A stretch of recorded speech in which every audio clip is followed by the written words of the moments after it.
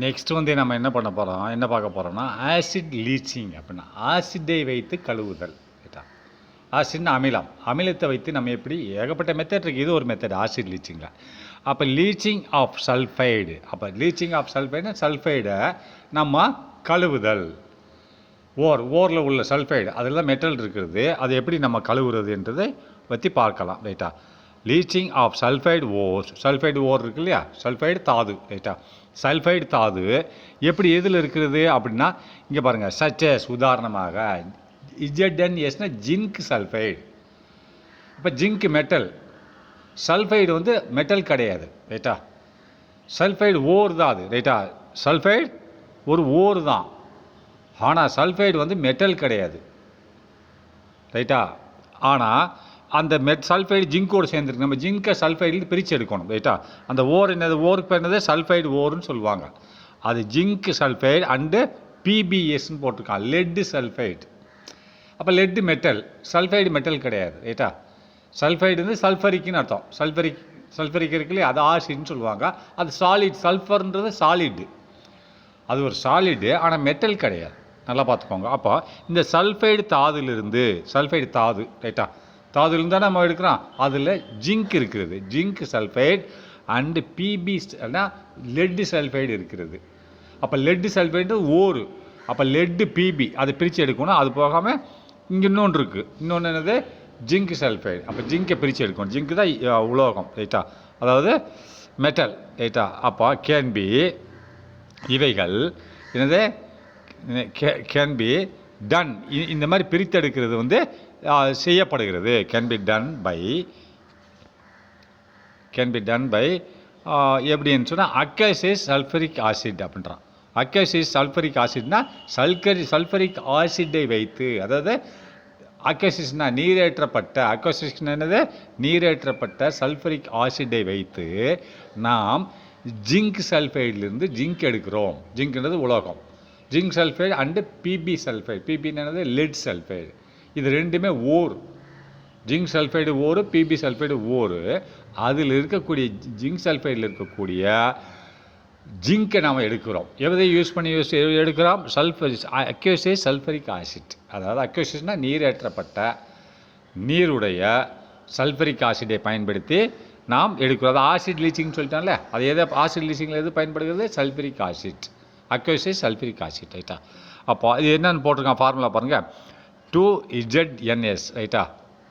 2ZNS அப்படின்றது என்னது? Zinc sulphide. Zinc sulphide ஓர். ரைட்டா? ஓர்னு என்னது சாலிட் தான். ரைட்டா? Solid set. அது ஒரு ஓர் தானே, ஓரை நீ அரைச்சி பவுடராக்கி தான் பண்ணணும். அது வந்து ஓர் சாலிட் செட் போட்டான். அடுத்து H2SO4. H2SO4 என்னது?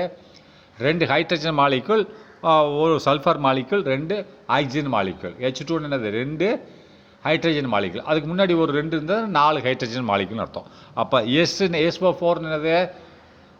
எஸ்ன்றது ஒரு சல்ஃபர், அதுக்கடுத்து ஓன்றது ஆக்சிஜன். ஆக்சிஜன் மாலிகுல் 2 இருக்குது. அப்போ H2SO4னா சல்ஃபரிக் ஆசிட். அப்போ நல்லா பாருங்கள், என்ன போட்டிருக்கான்? ஜிங்க் சல்ஃபைடு கூட சல்ஃபரிக் ஆசிட் இணையும் போது ப்ளஸ் என்ன சேர்த்துருக்கான்? O2 என்னது? இது சல்ஃபரிக் ஆசிட் வந்து என்னது? அக்வஸஸ் திரவ நிலையில் இருக்கிறது, அதாவது நீராற்றப்பட்டது, அதான் ஏக்யூன்னு போட்டான். ரைட்டா? அதுக்கடுத்து ஓட்டுனா ஆக்சிஜன் என்ன போட்டிருக்கான்? கேஸ் போட்டானா? இந்த 3 இணையும் போது என்ன கிடைக்குது? ஜிங்க் சல்ஃபைடு கிடைக்குது. ரைட்டா? அப்போது ஜிங்க் சல்ஃபைடு கிடைக்குது. அது போக என்னது? சல்ஃபர் கிடைக்கிறது. அது என்ன? Zinc sulphide. அது போக 2Sன்னது சல்ஃபர் கிடைக்குது. நல்லா பார்த்துக்கோங்க. ஜிங்க் சல்ஃபைடு கிடைக்குது, ZnSO4 கிடைக்குது. அதுக்கடுத்து என்ன கிடைக்குது? ஒரு H2O மாலிகுல் கிடைக்குது, வாட்டர். ரைட்டா? இப்போ நம்ம பிரித்து எடுத்தாச்சு. என்ன எடுத்தாச்சு? நல்லா பார்த்துக்கோங்க. ஜிங்க்கு சல்ஃபேட்லேருந்து என்ன பண்ணியிருக்கோம்? ஜிங்க் சல்ஃபேட் அக்வஸஸ் சொல்யூஷனில் வந்துருச்சு. ரைட்டா? முதல் என்னவாக இருந்தது? சாலிட் ஸ்டேட்டில் இருந்தது.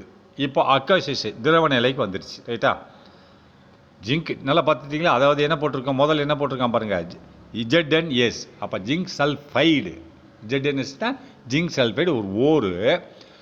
அந்த ஓர் நம்ம சல்ஃபரிக் ஆசிட் கூட மிக்ஸ் பண்ணும்போது ப்ளஸ் ஆக்சிஜனை சேர்க்கும்போது என்னவா மாறுகிறது? ஜிங்க் சல்ஃபேட்டாக மாறுகிறது. அது அக்வசிஸ் ஒரு கரைசலாக மாறுகிறது. அது போக சல்ஃபர் ப்ளஸ் H2O மாறுகிறது. ரைட்டா? அப்போ நெக்ஸ்ட் பாருங்கள். ஃபோன் சரியில்லை, இல்லைன்னா நான் வேகமாக எடுத்துகிட்டு போயிடுறேன் கிளாஸை.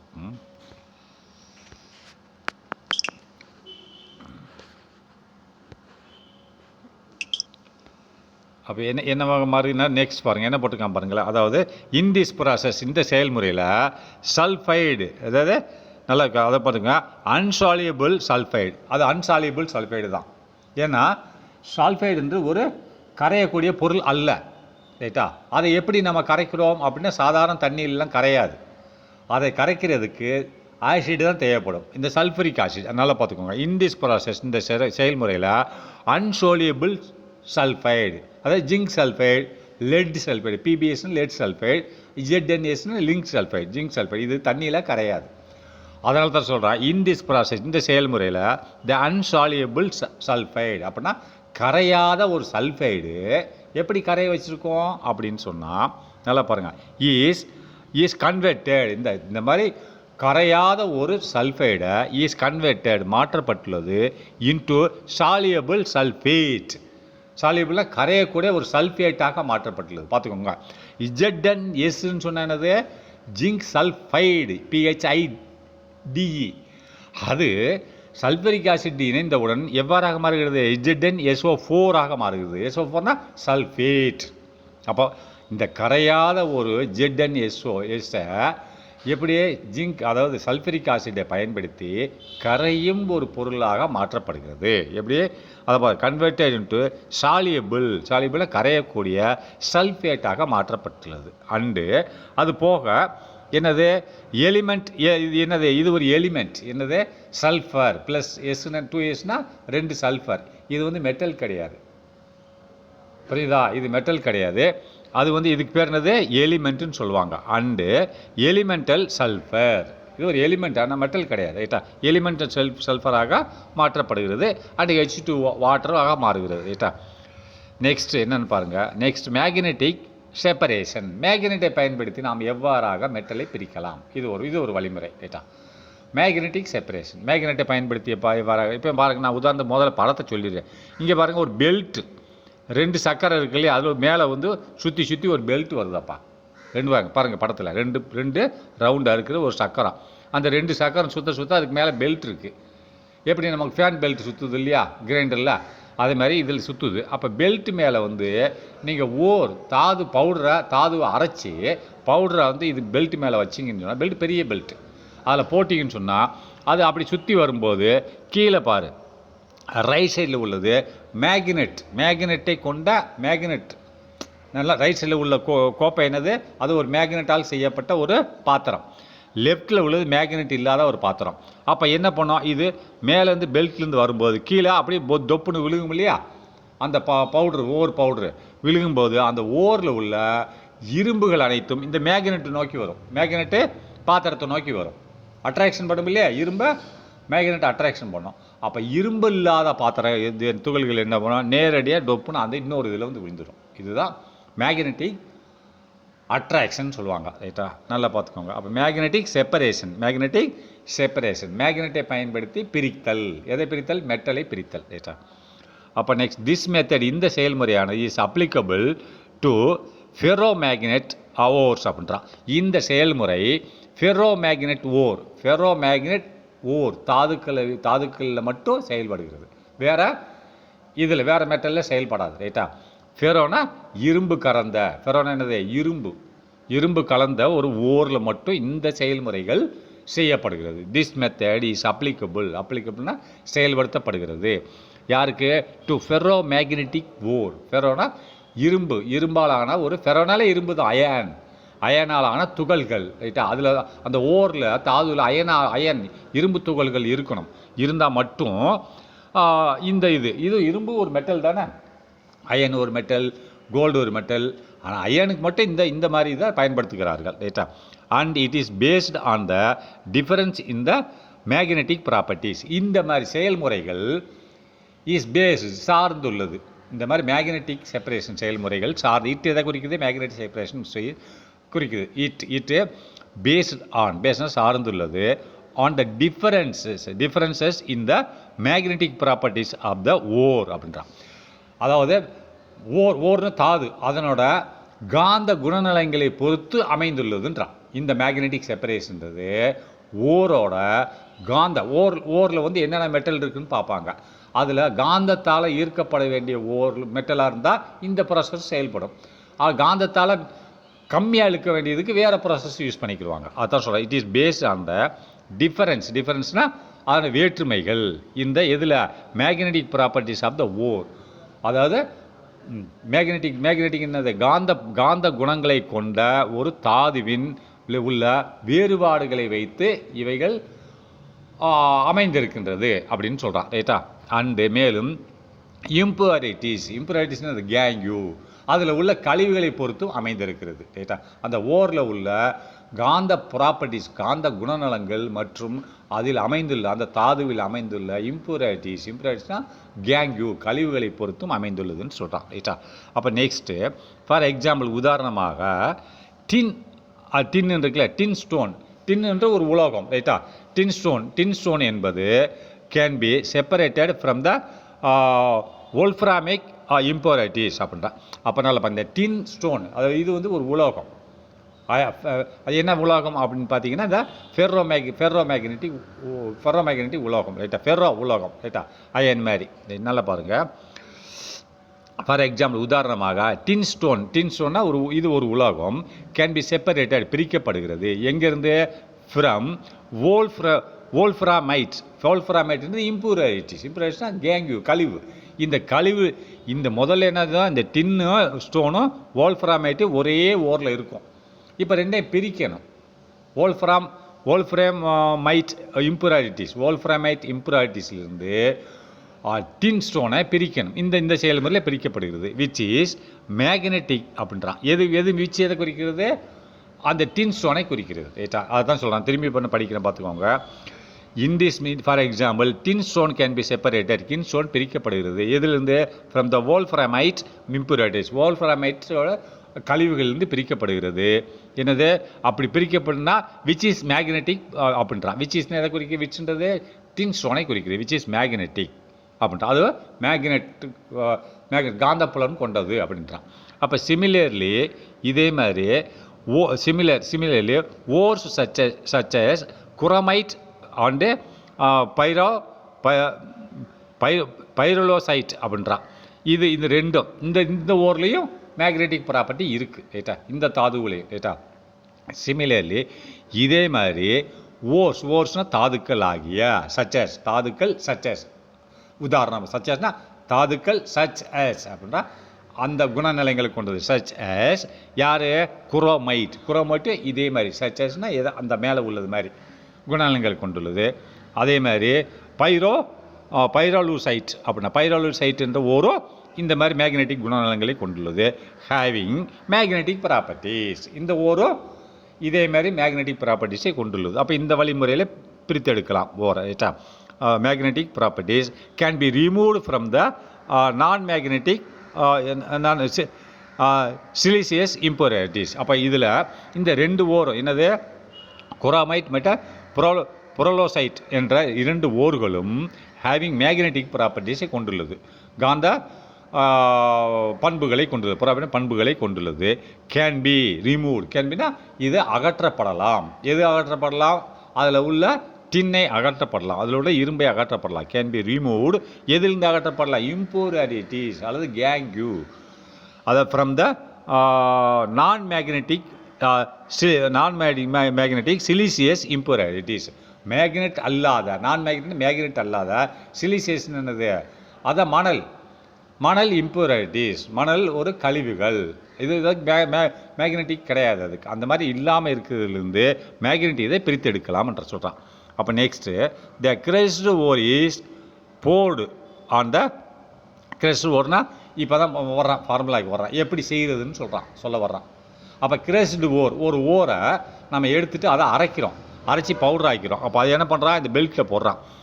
த crushed ore is poured on to an electromagnetic. அந்த கிரஸ்டு ஓர்னா அந்த பவுடர் ஆக்கப்பட்ட ஓர் கிரஸ்னா அதாவது நசுக்கப்பட்ட ஓர் இஸ் போட்டு ஊற்றப்படுகிறது.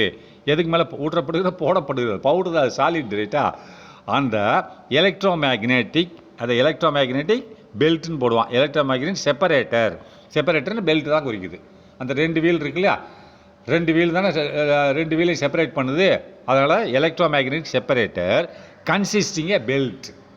அது எலக்ட்ரோமேக்னெட்டிக் செப்பரேட்டருக்குள்ளே என்ன இருக்குது? கன்சிஸ்டிங் வைத்திருக்கிறது ஏ பெல்ட். அந்த பெல்ட் சுற்றி வருது இல்லையா, அப்போ அது பெல்ட் மேலே போடுவோம். Consisting belt. அது எப்படி மூவ் ஆகுது?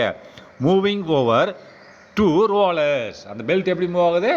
மூவிங் ஓவர், மேல்புறமாக மூவ் ஆகிறது பெல்ட்டு. எது மேலே மூவ் ஆகிறது? Moving over 2 rollers.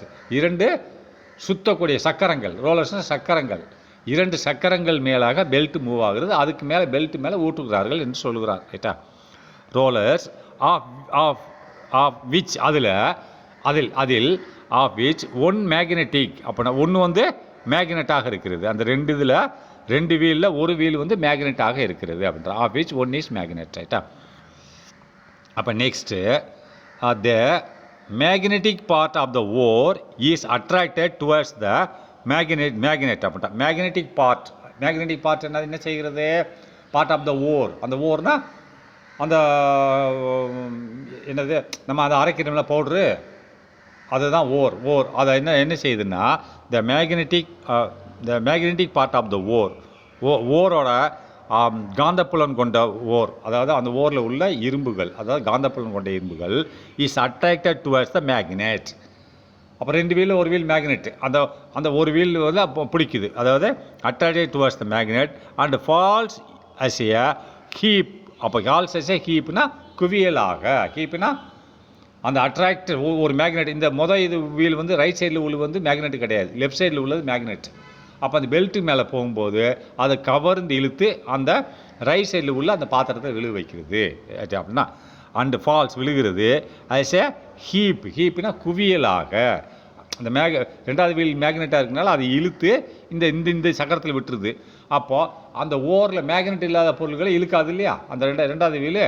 அப்போ என்ன செய்ய விட்டுரும், அது தள்ளி போய் இன்னொரு பாத்திரத்தில் போய் விழுகும். அப்போ falls into the heap close to the, அது க்ளோஸ் ஆகிருக்கு. யாருக்கு பக்கத்தில் இருக்குது? Close to the magnetic region. Close to the magnetic region. அந்த வீலுக்கு பக்கத்தில் இந்த பாத்திரம் இருக்கிறது ரைட்டா. Close to the magnetic region, அந்த மேக்னெட் பகுதியில் இருக்குதுன்னு அர்த்தம். ஒயில் த நான் மேக்னெட் அல்லாத பொருட்கள் அந்த ஓரில் ரைட்டா. இப்போ ஃபால்ஸ் அவே ஃப்ரம் இட் அப்படின்னா அது எங்கே விழுகிறது? ஃபால்ஸ்னு விழுகிறது அவே ஃப்ரம் இட். இதுலேருந்து தூரத்தில் விழுகிறது. அப்போ இன்னொரு பாத்திரம் தூரமாக இருக்கிறது, அதில் போய் விழுகிறது. அது ஷோனின் ஃபிகர், இந்த படத்தில் காண்பிச்ச மாதிரி ரைட்டா. அப்போ நெக்ஸ்ட்டு என்ன சொல்கிறான் பாருங்க, எக்ஸ்ட்ராக்ஷன் ஆஃப் க்ரூட் ஆயில். குரூடுன்னா கச்சா, crude metal, not oil.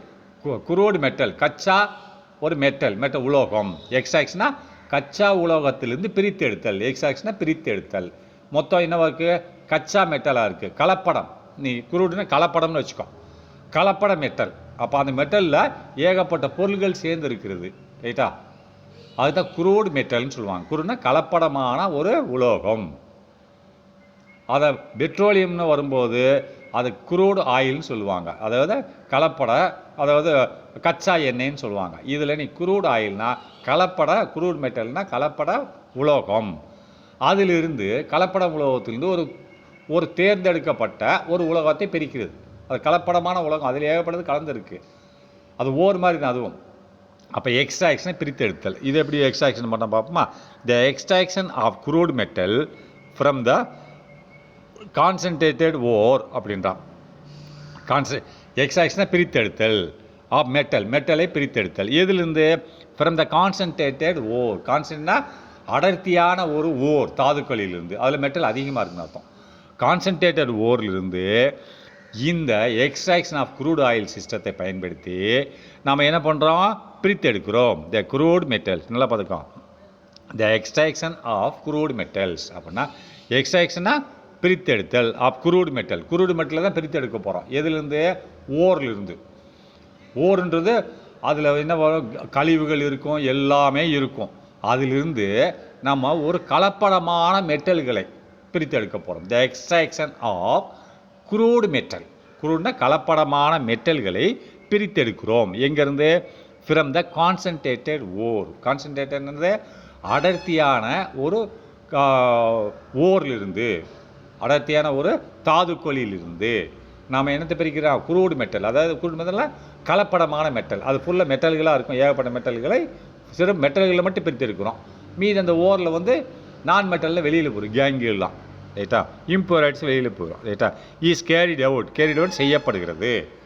Extraction பிரித்தெடுக்கிறது crude metal from the concentrated ore அப்படின்னா இது பிரித்தெடுக்கப்படுகிறது.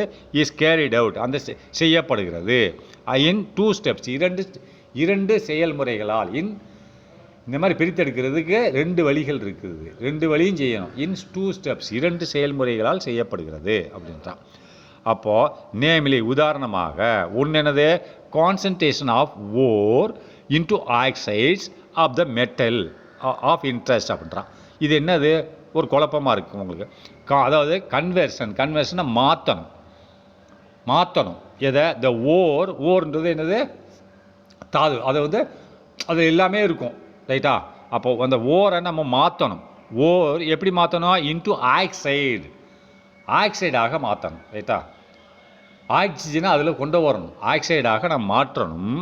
Of the metal, oxide of the metal. அந்த மெட்டல் அதில் ஓரில் மெட்டல் இருக்கும், அந்த மெட்டல் கூட நம்ம ஆக்சைடை சேர்க்கணும். அது எப்படி சேர்க்குறது அப்படின்றத நம்ம பார்க்கணும் ரைட்டா. மெட்டல் கூட ஓரில் என்ன இருக்கும்? மெட்டல் இருக்கும் ரைட்டா.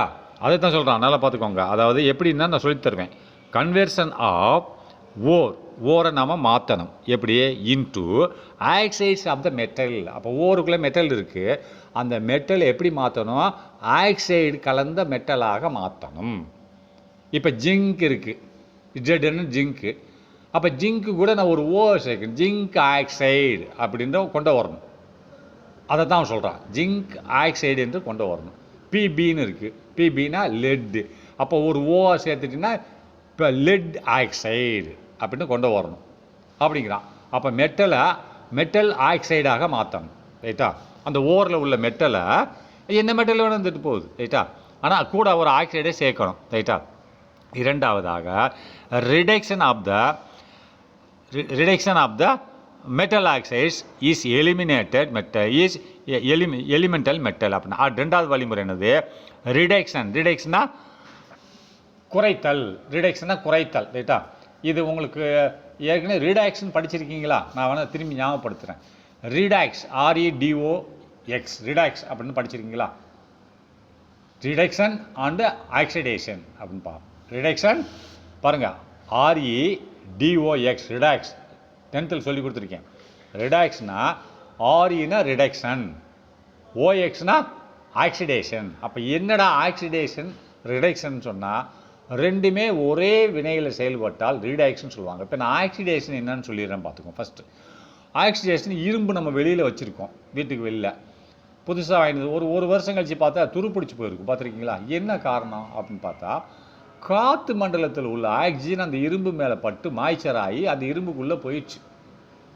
அப்போ இரும்பு துருப்பிடிச்சிருச்சு. இரும்பு ஏன் துருப்பிடிச்சிச்சு? ஆக்சிஜன் உள்ளே எப்படி போகுது அப்படின்னா, அந்த இரும்பு புதிதாக இருக்கும்போது எலக்ட்ரானும் புரோட்டானும் 2 சேம். ஆனால் நாளடைவில் அதில் உள்ள அந்த இரும்பில் உள்ள எலக்ட்ரான் வெளியில் போயிடுச்சு. சில எலக்ட்ரான்கள் வெளியில் போயிடுச்சு.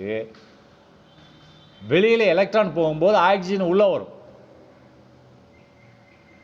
நல்லா பார்த்துக்கோங்க. எலக்ட்ரான் கரெக்டாக இருந்துச்சுன்னு சொன்னால் புரோட்டான் எலக்ட்ரான் கரெக்டாக இருந்ததுன்னா வராது. நாளடைவில் அந்த எலக்ட்ரான் அதில் உள்ள சில எலக்ட்ரான்கள் வெளியில் காற்று மண்டலத்தில் போகும்போது ஆக்சிஜன் உள்ளே நுழைஞ்சிருக்கு. இதுதான் ஆக்சிடைசேஷன். அப்போ ரிடக்ஷன்னா இதுக்கு எதிர்மாறும். அப்போது அதை நீ சரி பண்ணணும், இந்த துருப்பை சரி பண்ணணும்னு என்ன பண்ணுவேன்? அப்போது அந்த உள்ளே இருக்கக்கூடிய ஆக்சிஜனை வெளியேற்றணும். வெளியில் காற்று மண்டலத்தில் உள்ள ஆக்சிஜன் உள்ளே கொண்டு வரணும், எலக்ட்ரானை உள்ளே கொண்டு வரணும்.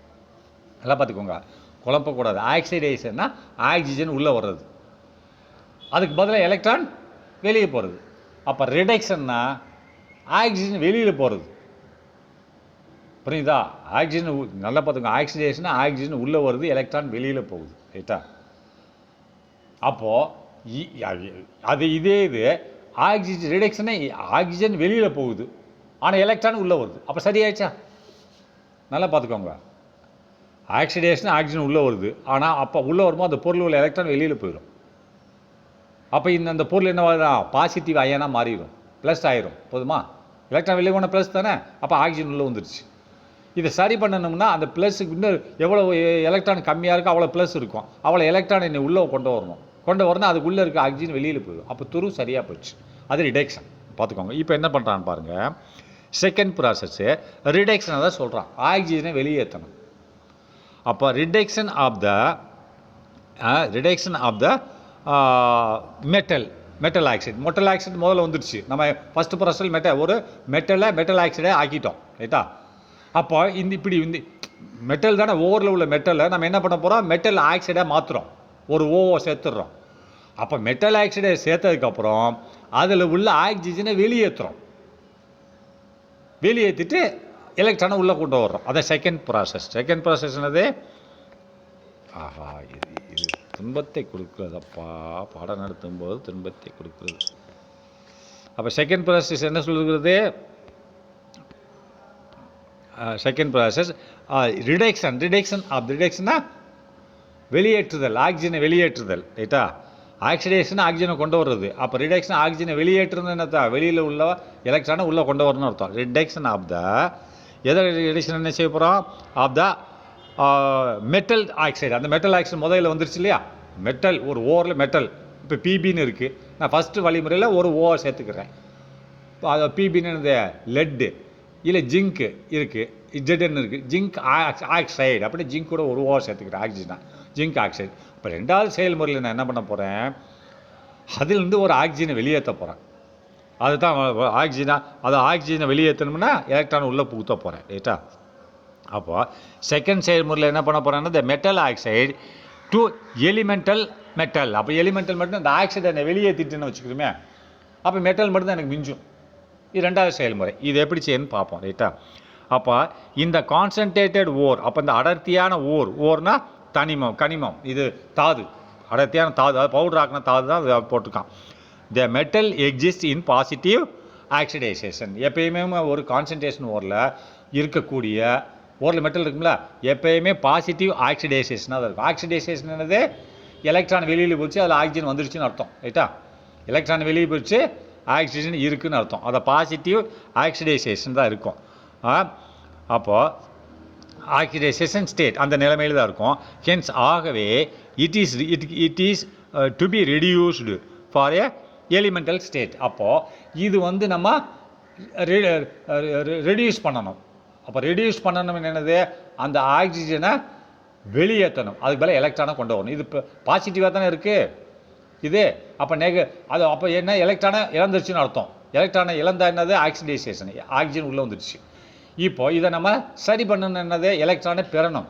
எலக்ட்ரானை பெற்றோம்னா உள்ளே இருக்க ஆக்சிஜன் வெளியில் போயிடும். ரைட்டா? இந்த ஆக்சைடு வெளியில் போயிடும். அதுதான் சொல்கிறான். அப்போ இட் கேன் பி ரெடியூஸ்னா அதான் சொன்னா ரிடக்ஷன் அண்டு ஆக்சிடைசேஷன் எலக்ட்ரான் வெளியில் போயிடுச்சு. அப்போ இது பாசிட்டிவ் ஆயிடுச்சு.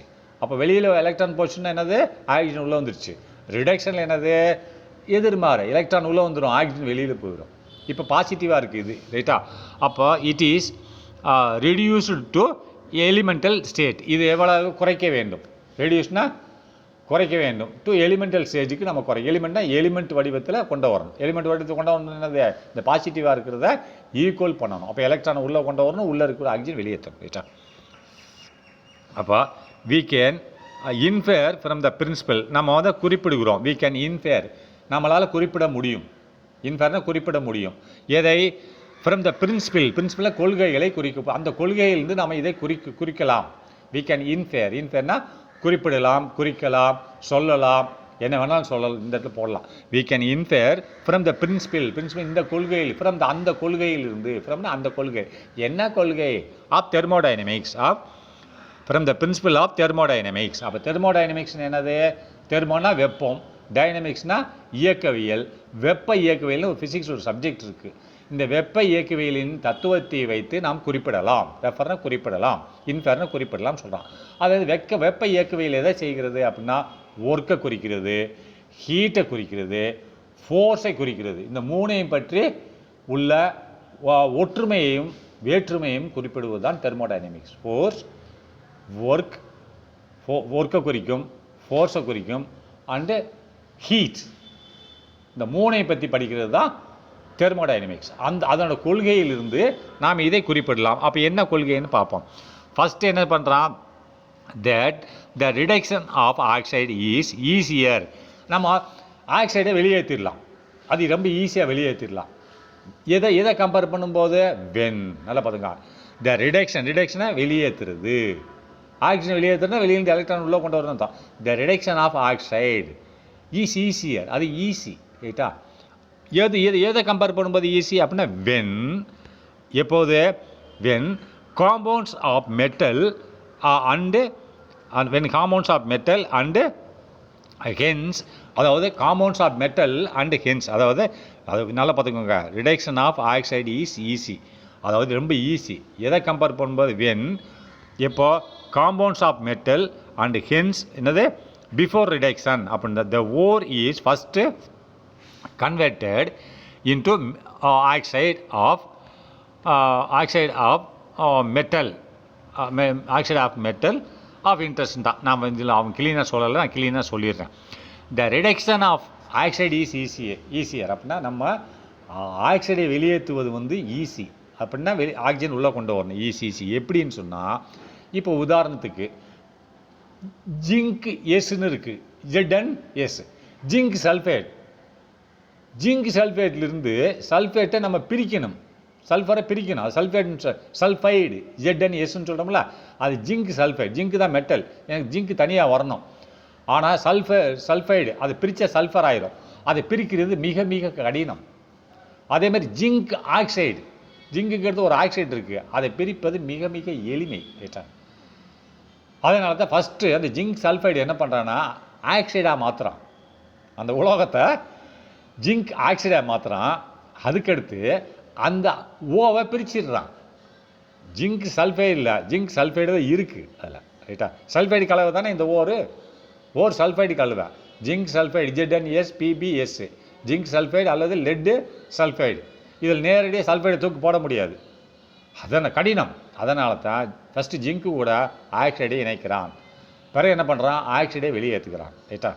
அதுதான் எதை கம்பேர் பண்ணும்போது இது ஈஸி, ஜிங்க் கூட ஆக்சைடை இணைச்சிட்டோம்னா ஈஸியாக ஆக்சைடை வெளியேற்றிடலாம். எதை கம்பேர் பண்ணும்போது ஜிங்க் கூட சல்ஃபைடு இருக்குல்ல, எஸ் இருக்கும்போது எஸ்ஸை வெளியேற்றுவது மிக கடினம். அதை கம்பேர் பண்ணும்போது அப்படி சொல்லிட்டு இருக்கான். The reduction of oxide is easier when, எப்போ, ஆஹா இது கொஞ்ச நேரம் வேலை செய்யாமல் தான் அப்படி ஹேங் ஆகிடுது. ஜிங்க்ஸ், அதாவது நல்லா பார்த்துங்க, அது oxide is easier when compared to its reduction of other compounds. நான் பார்த்துங்க, வென் அதை கம்பேர் பண்ணும்போது அதர் காம்பவுண்ட், வேறு ஒரு காம்பவுண்ட் அந்த இடத்துல இருந்ததுன்னா அதை நம்ம ரிடக்ஷன் வெளியேற்றுறது மிக கடினம். ஆக்சைடை வெளியேற்றுவது ஈஸி அப்படின்றான். காம்பவுண்ட்ஸ் ஆஃப் மெட்டல், வேறு ஒரு மெட்டலோட காம்பவுண்ட் எதாவது இருந்ததுன்னா அதை வெளியேற்றுவது கடினம், அதான் ஆக்சைடு இருந்தால் வெளியேற்றிடலாம்ன்றான். அண்டு ஹென்ஸ், ஆகவே பிஃபோர் ரிடக்ஷன், அந்த ரிடக்ஷன் வெளியேற்றுவதற்கு முன்பு, ரிடக்ஷன் செய்வதற்கு முன்பாக த ஓர் இஸ் ஃபஸ்ட்டு கன்வெர்ட், அந்த ஓரை நம்ம என்ன பண்ணணும், ரிடக்ஷன் என்னது, ஆக்சைடை வெளியேற்றணும். அப்போ வெளியேற்றுறதுக்கு முன்னாடி அந்த ஓர் என்ன பண்ணணும், ஆக்சைடு சேர்க்கணும். Before the ore is first converted into, எப்படி அந்த ஓரை எப்படி மாற்றணும், ஆக்சைடாக மாற்றணும், ரைட்டா. Ore is first converted into oxide of the metal, அது எந்த மெட்டலோட ஓரோ அதை ஆக்சைடாக மாற்றணும். இப்போ ZnS, அப்போ ZnO ஜிங்க்கு ஆக்சைடாக மாற்றணும், Zn சல்ஃபைடை ஜிங்க் ஆக்சைடாக மாற்றணும், ரைட்டா. அதுதான் சொல்கிறான். அந்த ஓரை நம்ம என்ன பண்ணோம், the ore is first converted into oxide of the metal, ரைட்டா. ஆக்சைடு ஆஃப் த மெட்டல், அதை ஆஃப் இன்ட்ரெஸ்ட், நீ மெட்டலில் இன்ட்ரெஸ்ட்ன்றது தேவையில்லை, அதை எடுத்துரு, ஆஃப் இன்ட்ரெஸ்ட் எடுத்துரு, தேவையில்லாது, ரைட்டா. அப்போ லேட்டஸ்ட் டிஸ்கஸ், நாம் இதை பற்றி டிஸ்கஸ் பண்ணுவோம். Some of the common methods used, சில செயல்முறைகள், காமன்னா பொதுவான செயல்முறைகள், யூஸ்டு பயன்படுத்தப்படுகிறது to convert the concentrated ore into, to கன்வெர்ட்னு மாற்ற வேண்டி, எதை, கான்சன்ட்ரேட்டட் ஓர், அதாவது அடர்த்தி மிக்க ஓரை மாற்ற வேண்டி சில செயல்முறைகள் இன்டு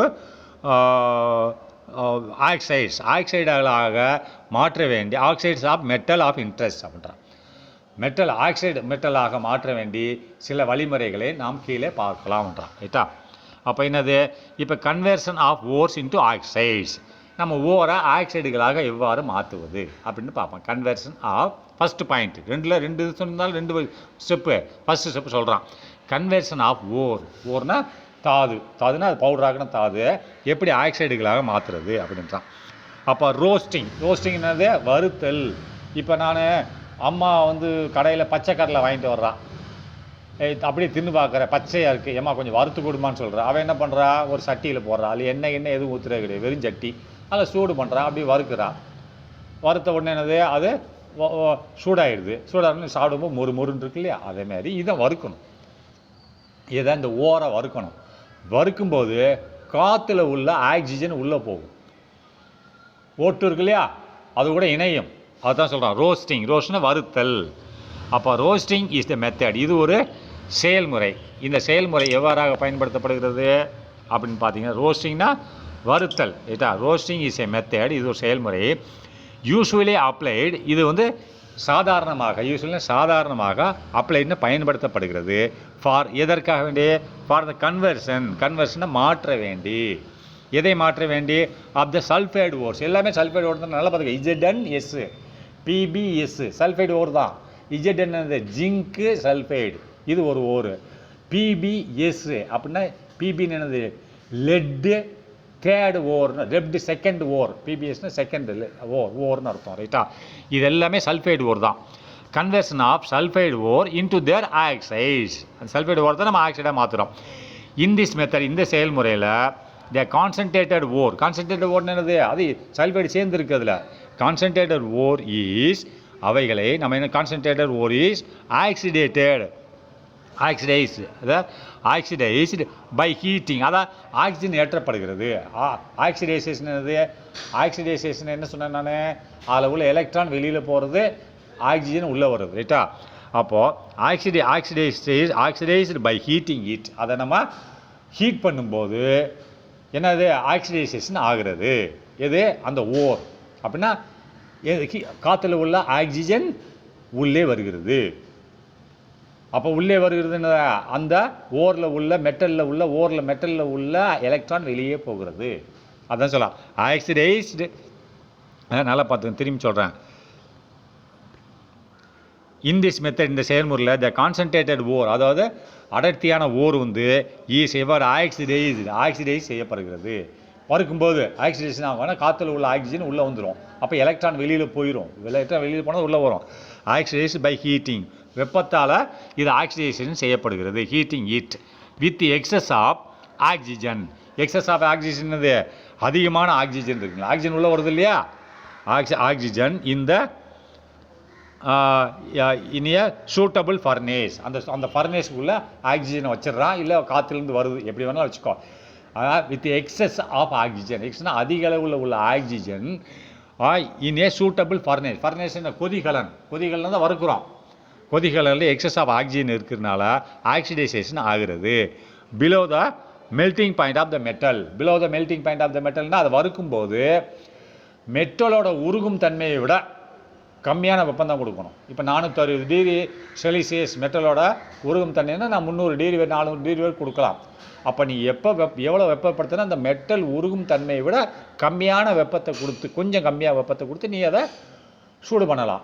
அதுக்காக மெட்டல் உருகும் தன்மைக்கு மேலே சூடு பண்ணி அதில் உள்ள மெட்டல் உருகிடுமே, அதான் சொல்லலாம். அந்த வெப்பமானது எப்படி இருக்கணும், below the melting point of the metal. அந்த ஓரில் உள்ள மெட்டலுக்கு உள்ள வெப்பம் தாங்கும், வெப்பத்தால் உருகக்கூடிய, மெல்டிங்னா ஓரில் உள்ள மெட்டல் வெப்பத்தால் உருகக்கூடிய வெப்பத்தை விட கம்மியான வெப்பம் கொடுத்து சூடாக்கப்படுகிறது. ரைட்டா? இப்போ பாருங்கள், நான் முதல்ல சொன்னேன், முதல்ல என்ன ஓர், இந்த பிபிஎஸ்னால் ஓர் தானே, இது சல்ஃபைடு, இதுன்னு சொல்லுவாங்க, இது ஓர். பிபின்னா லெட் சல்ஃபைடு. இதை நேரடியாக சல்ஃபைடு நம்மளால் வெளியில் தூக்கி போட முடியாது. ஃபஸ்ட் ரூல்னு சொல்லுது. அதனால் நம்ம ஆக்சைடை சேர்க்கணும். ரெண்டாவது, ரிடக்ஷன் பாலிசி மூலியமாக ஆக்சிஜனை வெளியேற்றணும். இந்த 2 ரூல்ஸ் தான். இப்போ பிபிஎஸ் அப்படின்னா என்னது, இதுதான் ஓர். இதில் ஃபஸ்ட்டு பாலிசி போய் என்ன பண்ணால் ஆக்சைடு ஆக்கணும். இதை பிபி ஆக்சைடு ஆக்கணும், பிபிஓ ஆக்கணும், ஏசத்துக்கு வெளியில் போடணும். இதுதானே பிபிக்கு அடுத்து ஓ வரணும். அந்த ஓரை ஆக்சைடு ஆக்கணும். ஓரில் உள்ள மெட்டலை ஆக்சைடு ஆக்கணும். இதில் இப்போ என்ன இருக்குது, ஓரில் பிபிஎஸ்ஸாக இருக்குது. ஓரில் என்ன இருக்குது, பிபிஎஸ். இதை பிபிஓவை மாற்றணும். அப்போ எஸ்ஸை தனியாக பிரித்து போடணும். அப்போ என்ன பண்ணுறான், அதாவது O2வை ஜாயின் பண்ணிட்டான், ஆக்சிஜனை கூட சேர்த்துட்டான். இந்த ஆக்சிஜனை சேர்த்துருக்கான். அந்த ஃபர்னேஸில் வந்து சூடு பண்ணுறான் இல்லையா ஓரை, எந்த ஓரை சூடு பண்ணுறான், பிபிஎஸ். பிபிஎஸ்ன்னு லெட் 2. இது என்னது, பிபிஎஸ் லெட் 2 சல்ஃபைடு, ரைட்டா. அப்போ சல்ஃபைடை பிரிக்க முடியாது. அதனால் இதில் சல்ஃபைடை பதிலாக ஆக்சைடை மாற்றணும். பிபி ஆக்சைடை மாற்றணும். அதனால் ஃபர்னேஸில் சூடு பண்ணும்போது அந்த ஃபர்னேஸுக்குள்ளே ஆக்சிஜனை வச்சிடுறான். அப்போ ரெண்டும் கலக்குது, பிபிஎஸ் ப்ளஸ் O2 கலக்குது. அப்போ என்ன ஆகுது, பிபி கூட ஓ சேர்ந்துருது. இந்த வரை என்ன கிடைக்குது, ஹீட் பண்ணும்போது மேலே ஒரு ட்ரையாங்கிள் மாதிரி போட்டிருக்கான் பார்த்தீங்களா. அப்போ ரெண்டையும் ஹீட் பண்ணுறான், ஆக்சிஜனையும் இதையும் ஹீட் பண்ணும்போது, பிபிஎஸ்ஸையும் ஹீட் பண்ணும்போது ரெண்டாக பிரிகிறது, பிபிஓ ஆகுறது. இன்னொன்று என்னது, 2SO2 ஆகுறது. புரிஞ்சு, அந்த எஸ்ஸு பிபி கூட எஸ்ஸு இங்கிட்டு வந்துருச்சு O2 கூட. மொத்தம் எத்தனை ஓ, 3 ஓ, அங்கே ஒரு 3, 2 ஓ ப்ளஸ் 3, 6 ஓ இருக்குது. 6 ஓவில் இதில் 2 ஓ வந்த பிபிஓ. அப்போ இங்கே 2 ஓ வந்துருச்சு. இதில் எத்தனை ஓ இருக்குது, இதில் இந்த 2 2 4, ரைட்டா. முன்னாடி SO2 கீழே 2 மேலே 2, 4 ஓ, இங்கே முன்னாடி 2 பிபிஓ. அப்படின்னா 6 ஓ ஆயிடுச்சா, இங்கேயும் 6 ஓ, 2 3 6. சரியாச்சா. ஈக்குவேஷனை பார்த்துக்கணும், சமன்பாடை பார்த்துக்கணும். சும்மா நம்பரை போட்டுக்கூடாது, ஏதாவது ஒரு நம்பரை போட்டிங்கன்னா மார்க் கிடைக்காது. சமன்பாடை பார்க்கணும். நான் சிம்பிளாக தான் சொல்லிட்டு போவேன். அப்போது ஓ இங்கே சேர்ந்துருச்சா, பிபி கூட ஓ சேர்ந்துருச்சு. அந்த எஸ் எது கூட சேர்ந்துருச்சு, ஆக்சிஜன் கூட சேர்ந்துருச்சு. அப்போது இது எப்படி, பிபி ஓனா லெட் 2 ஆக்சைடு, இப்படி தான் லெட் 2 ஆக்சைடு. பிபின்னு லெட் செகண்ட் ஆக்சைடு. என்ன 2 கோடு போடணும், 2 செகண்ட் ஆக்சைடு. அல்லது ரெண்டாவது என்னது, சல்ஃபர் டை ஆக்சைடு, ரைட்டா. ரெண்டாவது சல்ஃபர் டை ஆக்சைடு, SO2னா சல்ஃபர் டை ஆக்சைடு. இது எப்படி ஈக்குவல் பண்ணியிருக்கான் பாருங்கள். இங்கே நல்லா பார்த்து நான் சொல்கிறேன், 2 பிபிஎஸ் இருக்குது, ரைட்டா. அப்போ இங்கே பாருங்க 2 பிபி போட்டான், இது முடிஞ்சு வச்சா. அப்போ எஸ் 2 வேணும். இங்கே 2 எஸ் வந்துச்சா, 2SO4 வந்து 2 எஸ் வந்துருச்சா, அது முடிஞ்சு வச்சு. மீது ஆக்சிஜன் 6 இருக்குது, அதாவது 3O2, ஆக்சிஜன் 6. இங்கே ஆக்சிஜன் 6 வந்திருக்கா, அந்த 2 பிபிஓ. அப்போ 2 ஓ இங்கே வந்துருச்சு. மீதி இங்கே 2SO4, இங்கே 2, இங்கே ஒரு 2, கீழே O2. அப்போ 2 4, 4 2 6. சரியா போச்சா. ஈக்குவேஷன் சமன்பாடு பண்ணணும். அடுத்து நான் சமன்பாடு பண்ண மாட்டேன், நீங்களே பண்ணிக்கோங்க. அப்போ ரெண்டாவது ZnS, ரெண்டாவது ஜிங்க் சல்ஃபைடு. இப்போ சல்ஃபைடை பிரிக்கணும். அதேமாதிரி O3 சேர்த்துக்கோங்க. சேர்த்து என்ன ஆகுது, ஒரு ஓ இதில் வந்துடும், ஜிங்க் ஆக்சைடாக மாறிடுது. ஆக்சைடாக மாறிடுச்சா, ஆக்கிறது எஸ் எது கூட போச்சு, O2 கூட போயிடுச்சு. அப்போ SO2 sulphuric acid, sulphuric acid இல்லை, ஆமாம் சல்ஃபரிக் ஆசிட், ரைட்டா. இல்லை இது வந்து சல்ஃபைட், ரைட். ஓகே. அப்போ நெக்ஸ்ட் பாருங்கள், இது என்னது, CuS, ரைட்டா. இது SO2னா சல்ஃபர் டை ஆக்சைடு, H2SO4னா தான் சல்ஃபரிக் ஆசிட். இது என்னது, சல்ஃபர் டை ஆக்சைடு. எஸ்னா சல்ஃபர், O2னா டை, O2னா 2 ஆக்சைடு. அப்போ சல்ஃபர் டை ஆக்சைடு S2னா. நெக்ஸ்ட் மூணாவதாக காப்பர் சல்ஃபைடு. இது காப்பர் சல்ஃபைடு கூட அதேமாரி O2 சேர்த்துட்டான். அப்போ காப்பர் ஆக்சைடாக மாறிடுச்சு. அதுக்கடி இங்கிட்டு போயிடுச்சு, எது சல்ஃபர் டை ஆக்சைடாக மாறிடுச்சு, ரைட்டா. இவ்வளோ தான். அது ஈக்குவேஷன் நீங்கள் சமன்பாடை நீங்கள் பண்ணிக்கோங்க. அப்போ மீதி கழிவுகள் இருக்கும் இல்லையா ஓரில், அது என்ன ஆகுதுன்னு பார்ப்போம். அப்போ என்ன போட்டிருக்கான், ரோஸ்டிங் ஆல்சோ. இந்த ரோஸ்ட் பண்ணுறதுனால அந்த கழிவுகளையும் வெளியேற்றும்ல. Roasting also removes impurities, gangue. இந்த ரோஸ்ட் பண்ணுறதுனால வெளியேற்றுகிறது, இம்புராரிட்டிஸ் கழிவுகளை வெளியேற்றுகிறது. அது என்ன கழிவு, சச்சஸ், உதாரணமாக என்னது, அரிசனிக்கின்ற ஒரு கழிவு, சல்ஃபர் என்ற ஒரு கழிவு, பாஸ்பரஸ் என்ற ஒரு கழிவு, இதெல்லாம் வெளியேற்றுகிறது. இதை எப்படி வெளியேற்றுகிறது அப்படின்னா, பை கன்வெர்ட்டிங். இந்த கழிவுகளை எப்படி வெளியேற்றுகிறது, இவ்வாறாக மாற்றி, பை கன்வெர்ட்டிங்னா மாற்றி வெளியேற்றுகிறது. பை கன்வெர்ட்டிங் தெம், அவைகளை மாற்றி, தெம்னா அவைகள், இந்த மூணையும், தெம் இன்டு தேர் volatile ஆக்சைடு. volatile அது அருகில் உள்ள ஆக்சைடுகளாக மாற்றி இந்த கழிவுகளை வெளியேற்றுகிறது. அப்போ எப்படி, ஃபார் எக்ஸாம்பிள் இப்போ அரிசனிக், ஏஎஸ்னா அரிசனிக், O2னா ஆக்சிஜன். இது எப்படி போகிறது, 2AS2O3. அப்போ அரிசனிக் ஆக்சைடு, அரிசனிக் ஆக்சைடை மாற்றிடுதா. இது பார்த்துக்கோங்க. உதாரணம் ஒன்று மட்டும் சொல்கிறேன். 4S 4 அரிசனிக் இருக்குது. இங்கே ஆக்சிஜனத்துக்கு 3O2 6 ஆக்சிஜன் இருக்குது. இதை அரிசனிக் ஆக்சைடை மாற்றணும். அதேபடியே 2ASன்னு போட்டான், 2S கீழே ஒரு 2 போட்டான். அப்போ 2 4, 2as2னா 2 4 அரிசனிக் வந்துடுச்சு. அப்போ இத்தனை 6 O3 வரணும். அப்போ O3 கீழே O3 போட்டான். அதுக்கு முன்னாடி 2 இருக்கு இல்லையா, முதல்ல அந்த 2 கூடும். 2 6 ஆக்சிஜன் இருக்குது. மீதி இதை நீங்கள் பார்த்துக்கோங்க, ரைட்டா. அடுத்து என்னது, இது சல்ஃபர் எஸ், ரைட்டா. சல்ஃபரை ஆக்சிஜன், இது ஒரு கழிவு தான் சல்ஃபர்ன்றது, இது ஆக்சிஜனோட சேர்த்துச்சுன்னா சல்ஃபர் டை ஆக்சைடு ஆக மாறிடுச்சு, ரைட்டா. அடுத்து பின்னா பாஸ்பரஸு அது எதோட மாறுது, அதை ஓ கூட மாறும்போது பாஸ்பரஸ், அதாவது பி இங்கே வர பி வந்து எத்தனை இருக்குது, 4 இருக்குது.